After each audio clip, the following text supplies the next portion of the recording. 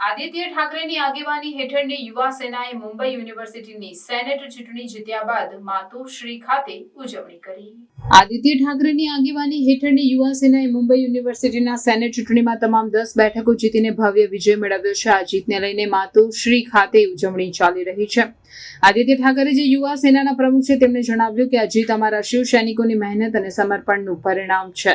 આ જીતને મહારાષ્ટ્ર વિધાનસભા ચૂંટણી માટે એક મજબૂત સંકેત માનવામાં આવી રહ્યો છે।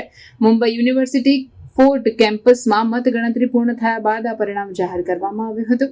આ જીતને ભાજપ અને આરએસએસ સંલગ્ન અખિલ ભારતીય વિદ્યાર્થી પરિષદ માટે મોટો આઘાત માનવામાં આવી રહ્યો છે। આદિત્ય ઠાકરેના નિવાસ સ્થાન માતોશ્રી ખાતે ઉજવણી દરમિયાન ઠાકરે પરિવારના સભ્યો અને શિવ સૈનિકો સાથે ગુલાલ લગાવીને આનંદ વ્યક્ત કર્યો હતો। આ જીતને લઈને ઠાકરે પરિવાર અને શિવ સૈનિકોમાં ખુશીનો માહોલ છે।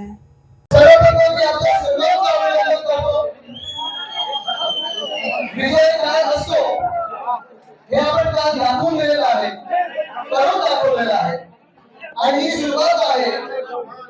असंच विजय आपल्याला येत्या विधानसभेत पण प्राप्त करायचा आहे आणि ही सुरुवात आहे। आज सगळ्यांचं अभिनंदन करत असताना आपल्या गावाच्या युनिव्हर्सिटीच्या सेनेटचं अभिनंदन करत असताना सगळ्यात पहिलं राजकीय सत्ता करायचा आहे,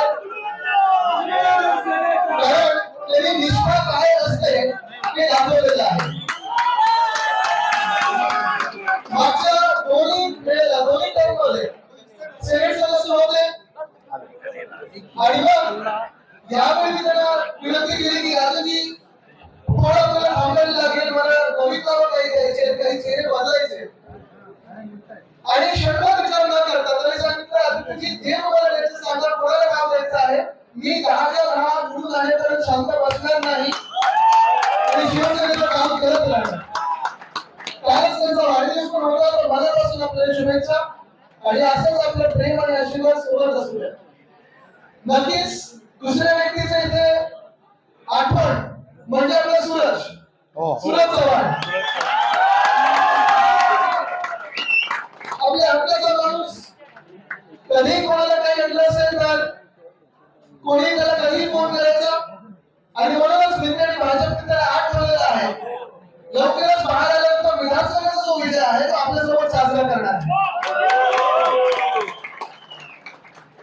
आणि मग अर्थात काय बरोबर जे काही आपण वातावरण पाहिलं, मतदानाच्या दिवशी असेल, त्याच्या आधीच्या दिवशी असेल, आपल्या 10च्या 10 उमेदवारांची मेहनत तर आहेच आणि त्याचं कौतुक तर आहे, कारण गेल्या 2 टर्ममध्ये आपली हॅट्रिक आहे, जोरेजींची हॅट्रिक आहे, मी आपण दुसऱ्याला जिंकून येत आहे, मला वाटतं प्रल्हादजी आपल्या दुसऱ्याला जिंकून येत आहे, शीतलजी आपण दुसऱ्याला जिंकून येत आहे, काही नवीनचे आणि आपल्याला माहिती की आपल्याला जबाबदारी फार मोठी आहे, कारण मुंबई विद्यापीठ ते फक्त एक मुंबई शहर उपनगर नाही, तर पालघर असेल, वसई विरार असेल, कल्याण मुंबई असेल, ठाणे असेल, नवी मुंबई असेल, रत्नागिरी या सगळ्या जिल्ह्यांमध्ये, या सगळ्या तालुक्यांमध्ये आपलं काम असते। एवढे वर्ष मला वाटतं 2010 पासून आपण ठरवलं होतं की एकट्याने लढायचं आणि एकट्याने जिंकायचं। आपण लोकांची सेवा करताना, विद्यार्थ्यांना मदत करताना आणि लवकरच आपण नवीन हेल्पलाईन विद्यार्थ्यांसाठी आणि सगळ्या पदवीधरांसाठी जाहीर करणार आहोत। तुमच्यासोबत बोलून तुझं कौतुक करायचं थोडं कमीच आहे, कारण आपली इन हाऊस मॅथमॅटिशियन त्याच्यात आपला कधी संबंध असतो गणिताचा, पण खरोखर दिवस रात्र मेहनत करणे मध्ये वरुणला बरोबर चिडवत होतं की वरुण परत स्थगित येणार होतं। आता मला कळलं वरुणला संपवायचं असेल की सांगायचं वरुण सेनेटर स्थगित येईल, कारण मला आठवतं गेले 2 वर्ष ही निवडणूक आपण सगळे शिवसैनिक असतील, युवती सेना असेल, महिला आघाडी असेल, भारतीय कामगार सेना असेल, स्थानिक लोक अधिकार समिती असेल, आम्ही गेले 2 वर्ष तुम्हाला सगळ्यांना फोन करतोय। खास करून आपले शिवसेनेचे जे नेते आहेत, उपनेते आहेत, विभाग प्रमुख आहेत, यांना सगळ्यांना फोन करतोय आणि सतत आपण सांगायचो की अरे फॉर्म भरले की नाही, फॉर्म भरले की नाही। एक कौतुक म्हणजे मला वाटतं आपल्या सगळ्यांना आठवत असेल, मागच्या वर्षी आपला ऐतिहासिक डोंगरी झाली, अगदी तुलाही आठवत असेल, हे 40 गद्दार जेवढे आपल्याला होते तेव्हा जेवढी डोंगरी झाली होती तेवढी ऐतिहासिक डोंगरी की तुम्ही सगळ्यांनी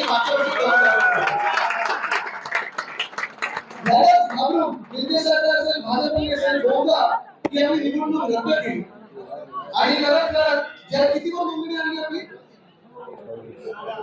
13,000. बरोबर. आणि सगळ्यात महत्त्वाची गोष्ट म्हणजे ही जी सिस्टम राबवली गेल्या काही दिवसांमध्ये आपण जे मतं मिळवलेली आहेत, मराठाची मतदान झालं त्याच्यातून 90% जास्ती आपण मतं मिळवलेली आहेत. हा विश्वास सर्वांचा, हा विश्वास पदवीधरांचा, हा विश्वास मतदारांचा एका नावावर आहे, ते नाव म्हणजे उद्धव बाळासाहेब ठाकरे.